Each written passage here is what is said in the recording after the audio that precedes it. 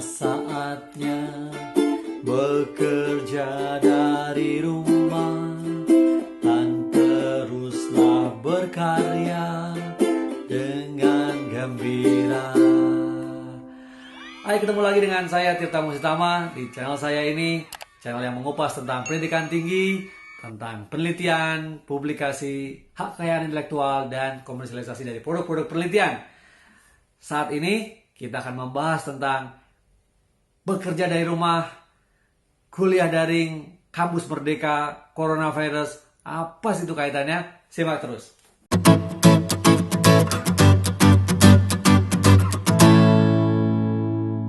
Baik semuanya, dimanapun Anda berada, saat ini saya bekerja dari rumah. Tentu Anda bisa melihat suasananya, meja belajar, dan itu settingnya apa adanya. Itulah rumah kita. Kita tidak perlu membuat sesuatu yang terlalu diada-adakan ya.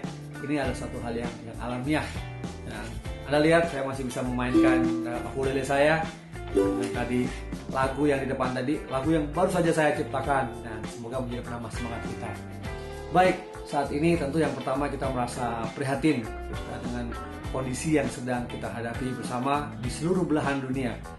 Coronavirus ini merebak di seluruh belahan dunia dan berbagai negara sudah menutup diri ya, lockdown, mengisolasi, mengkarantina, dan walaupun di Indonesia kita masih menunggu bagaimana kebijakan dari pemerintah untuk mengkarantina atau mengisolasi atau bahkan nanti mau menutup akses dari dalam maupun dari luar. Tapi saat ini saya tidak akan membahas itu karena begitu banyak para ahli, para pakar yang sudah membahas itu. Saat ini saya akan mencoba melihat dari kacamata yang lain. Beberapa waktu yang lalu, Mas Nadiem, Mas Menteri kita membahas tentang mengeluarkan ide tentang kampus merdeka, Merdeka Belajar. Saat ini menurut saya dengan kondisi situasi yang tidak kita harapkan sebenarnya justru membuat kita atau membuat ide itu semakin relevan. Nah, itu kita berpikir bahwa ide itu sangat sulit untuk mendapatkan banyak tantangan, banyak para pakar, banyak juga dari berbagai kalangan orang tua, siswa, mahasiswa, pengamat merasa apa mungkin kita melakukan suatu kebijakan seperti itu, merubah paradigma pendidikan, khususnya mungkin pendidikan tinggi yang selama ini sudah klasikal, yang sudah tertata rapi. Kita kuliah harus di kelas, dosen harus di kelas, masuk di kelas, mahasiswa juga harus duduk manis dalam kelas-kelas tersebut. Tapi kemudian hal lain adalah dengan adanya teknologi. Ternyata ada ide kampus merdeka dan Merdeka Belajar ditambahkan oleh kemampuan teknologi, kesiapan dari infrastruktur teknologi, kemudian juga adanya situasi eksternal yang memaksa manusia, memaksa kita.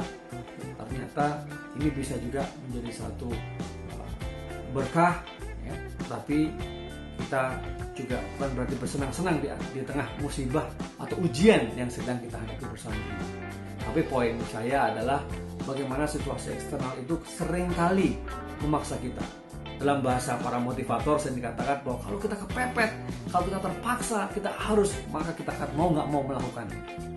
Nah, selain itu saya mencoba menghubungkan dengan ide tentang kuliah online atau kuliah daring.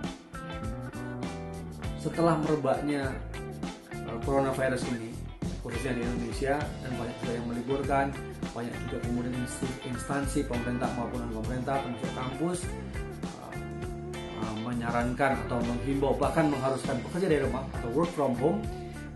Itu kemudian semua serta-merta mengatakan siap, saya siap, kampus saya siap untuk melakukan work from home. Tapi sebenarnya kalau kita mau jujur, kita mau terbuka, apakah semua kampus, apakah sebagian besar kampus itu siap dengan ide bekerja dari rumah, kuliah daring? Kuliah daring, bukan kuliah darling. Karena itu merubah sama sekali paradigma yang tadinya dosen harus datang ke kelas, datang ke kampus, mengajar, mahasiswa juga begitu dalam satu kelas. Ternyata itu semua kemudian berubah, harus dilakukan dengan bantuan teknologi. Nah, saya akan melihat itu semua sangat mungkin terjadi dan bisa terjadi bila syaratnya adalah satu, dosen harus siap. Dosen harus siap dan dosen harus berubah. Bagaimana pembelajarannya, bagaimana penguasaan materinya, delivery materinya, mindset dosennya harus berubah. Tidak harus ketemu dengan mahasiswa secara fisik. Karena tidak sedikit juga dosen yang masih punya pandangan bahwa saya harus ketemu mahasiswanya, kemudian saya menanyakan langsung, saya ingin tahu reaksinya, ya, bahkan mungkin dengan pertemuan itu ada transfer energi yang positif gitu ya, sehingga tidak tergantikan dengan adanya teknologi. Mereka mungkin pertemuan secara fisikal itu membuat ada satu suasana yang berbeda begitu ya. Tidak salah dengan itu. Selain itu adalah dosen siap dari aspek penguasaan teknologi, melek teknologi. Bagaimana minimal dosen itu harus memahami, menguasai beberapa aplikasi dasar tentang penggunaan teknologi. Tidak mudah, apalagi dalam kampus-kampus yang besar dengan dosen jumlah yang besar, ya, mulai harus seperti shifting yang luar biasa, yang masif, katakanlah revolusi. Nah, itu yang pertama dari aspek dosennya, harus siap, harus mau berubah. Kemudian yang kedua ada aspek mahasiswa. Mahasiswa juga harus berubah, mahasiswa harus mau berubah, harus siap berubah. Mereka harus siap bahwa belajar tidak harus ketemu muka dengan dosen secara fisik. Salaman, cium tangan, ya. Selamat pagi Pak dosen, selamat pagi Bu dosen, Mas, Mbak, Prof. Ya. Tetapi mahasiswa juga harus siap bahwa dia dengan teknologi itu dia bisa bertemu dengan dosennya, ya. Face to face, ya. Melalui video conference misalnya, ya. Kemudian melalui informasi melalui video-video yang dibuat digital content, ya. Kalau di kampus saya digital content dari dosen, dengan tanpa mengurangi kualitas materi atau penyampaian materi dari dosen kepada mahasiswa.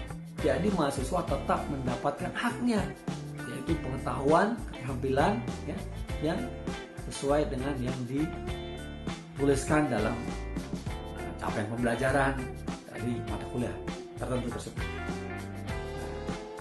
Mahasiswa berubah dalam sisi apa lagi? Mahasiswa harus aktif. Mahasiswa juga tidak hanya mengandalkan dosen dalam pembelajaran. Mahasiswa harus aktif mencari bahan-bahan lain. Mahasiswa harus aktif membaca e-booknya, artikelnya, melihat video-videonya, mencari video sendiri, mencari website yang terpercaya. Jadi mahasiswa menjadi lebih aktif. Yang ketiga adalah sistem infrastrukturnya. Apakah kampus atau institusi siap dengan infrastruktur? Misalnya kalau kita mau telekonferensi, kalau kita mau kuliah online, adakah infrastruktur yang siap memfasilitasi itu? Antara komunikasi dengan dosen yang di rumah juga, kemudian juga mahasiswa yang ada di rumah, dan juga petugas atau karyawan yang juga di rumah, tetapi bisa tetap terhubungkan dan tetap perkuliahan berjalan dengan baik. Nah, tidak mungkin semua itu terjadi kalau sistemnya, infrastrukturnya, teknologinya tidak dimiliki oleh satu institusi pendidikan tinggi. Nah, ini juga semuanya membutuhkan suatu investasi yang besar dan tidak bisa dengan instan atau tidak bisa dengan tiba-tiba. Jaringan internetnya misalnya, learning management sistemnya, apakah siap? Tidak semata-mata kuliah daring ini hanya memindahkan yang ada di buku-buku, ada di textbook itu ke dalam bentuk digital, ya, dalam bentuk file-file soft copy, kemudian dikirimkan, mereka membaca. Ya. Tidak hanya itu selalu menyederhanakan. Tetapi bagaimana agar komunikasi, proses belajar, delivery itu tetap bisa tercapai dan capaian pembelajaran tetap bisa kita capai. Yang keempat adalah konten, substansi. Bagaimanapun juga sesiap-siapnya dosen, sesiap-siapnya mahasiswa, sistem dan infrastrukturnya ada, tapi konten itu menjadi hal yang sangat penting. Buku-buku textbook, keuangan itu sendiri harus ada, harus siap, dan bentuknya dalam bentuk digital, siap didistribusikan, siap diakses oleh mahasiswa, dan digunakan oleh dosen untuk perkuliahan. Itu juga tidak mungkin dibuat dalam waktu singkat. Kalau Anda punya uang, mungkin Anda bisa membeli, tetapi itu juga memerlukan waktu.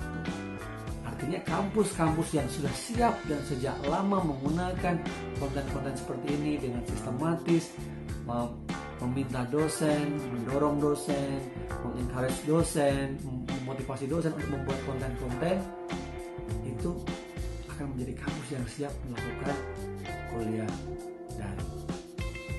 Yang terakhir, yang kelima adalah koneksi internet yang dimiliki oleh mahasiswa maupun dosen dan mungkin karyawan yang ada di rumah. Saat ini jaringan internet di Indonesia sudah lebih baik dibandingkan beberapa tahun yang lalu, tetapi masih ada akses-akses yang terbatas di beberapa tempat atau di beberapa wilayah. Beberapa pulau lain apabila mahasiswa harus mengikuti kuliah online. Dosen siap, mahasiswa siap, sistem infrastruktur dari sisi kampus siap, kontennya oke, ya ready. Tapi kalau kita tidak memiliki akses jaringan internet yang stabil, yang kuat, yang lebar dan cepat, itu juga mengganggu. Video conference tidak bisa lancar, yang tadi ingin melihat muka dosen atau muka wajah mahasiswa jadi harus dimatikan. Nah, ini menjadi penting. Artinya tidak hanya dari aspek dari institusi pendidikan itu sendiri, tetapi juga sangat penting kehadiran negara dalam hal ini menyediakan public goods ya, seperti jaringan internet yang dapat diakses dan tentu dengan kualitas yang bagus dan juga dengan harga yang murah. Tentu ya, semua orang ingin itu ya, kualitas yang bagus tapi harganya murah, semua juga mau. Nah, ini adalah 5 hal yang menurut saya nih, itu kalau itu dipenuhi, maka paling tidak kampus itu bisa melakukan kuliah online ya, sesuai dengan capaian pembelajaran yang ingin dicapai dalam satu kuliah.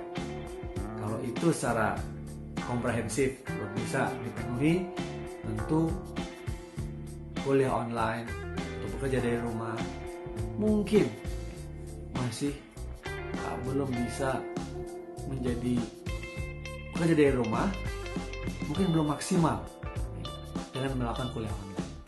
Nah, tentu saya sangat senang dengan kampus saya bekerja di BINUS yang sudah menyediakan 4 dari 5 hal yang saya sampaikan tadi.